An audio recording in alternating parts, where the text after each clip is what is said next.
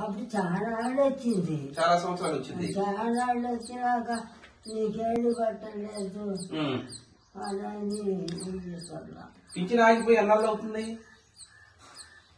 7-8 నెలలు. ఇప్పుడు నీకు వచ్చినప్పుడు చేసిన ఏళ్ళు కళ్ళు పట్టలేదు అని బియ్యం ఇటల్లా ఏం ఇటల్లా. మరి ఇప్పుడు భోజనం ఎక్కడ చేస్తున్నావు? మనోరాలే ఏడకట్టుంది, కొడుకు కూతురు ఇంకే దండం కడతానయ్యా. బాధపడమాకే మాట్లాడదాము.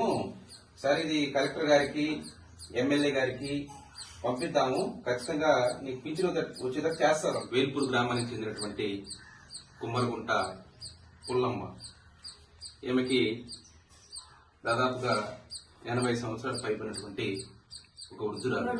ఈమెకి ఎటువంటి ఆశ్రయం కూడా లేదు. కొడుకులు గాని కూతుర్లు గాని ఆమెను చూసుకునే వాళ్ళు కూడా ఎవరు లేరు. ఇటువంటి వృద్ధురాలికి దాదాపు 1 సంవత్సరం నుంచి పెన్షన్ రాకపోవడం ఆమె తీవ్ర ఇబ్బందులకు గురవుతుంది. కారణం ఏంటని చెప్పి కన్సర్న్ అధికారులు అడిగినప్పుడు ఆమె ఫింగర్స్ కానీ ఆమె ఐస్ కానీ డిటెక్ట్ అవ్వట్లేదని చెప్పి ఒక కారణం చెప్పడం జరుగుతుంది. ఇటువంటి పేదవారికి, ఇటువంటి వృద్ధులకి ఈరోజు నెలకొచ్చి ఆ పింఛను 3,000 రూపాయలు కానీ దానితోనే వాళ్ళ జీవనోపాధి గడిపెట్టుకుంటే అవసరం ఉంది. కలెక్టర్ గారిని కానీ గౌరవ ఎమ్మెల్యే గారిని కానీ ఈ సమస్య పట్ల ప్రత్యేకమైనటువంటి అవగాహన పెట్టి ఈమెకు పింఛను వచ్చే విధంగా చేస్తారని చెప్పి మేము రిక్వెస్ట్ చేస్తున్నాము. దయచేసి ఈమెను పరిగణలోకి తీసుకొని త్వరితగతిన ఈమె సమస్యని మీరు పింఛను వచ్చే విధంగా చేయాలని చెప్పి మీ అందరూ కూడా కోరుకోవడం జరిగింది. ఇటువంటి పేదలు ఎవరున్నా కూడా ఆధార్ కార్డు కానీ ఈ ఐ డిటెక్షన్ లేని వాళ్ళు చాలా సమస్యలు ఎదుర్కొంటున్నారు.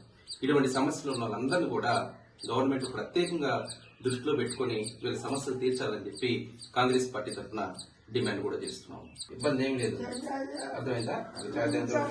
ఆకలి కడుపులకు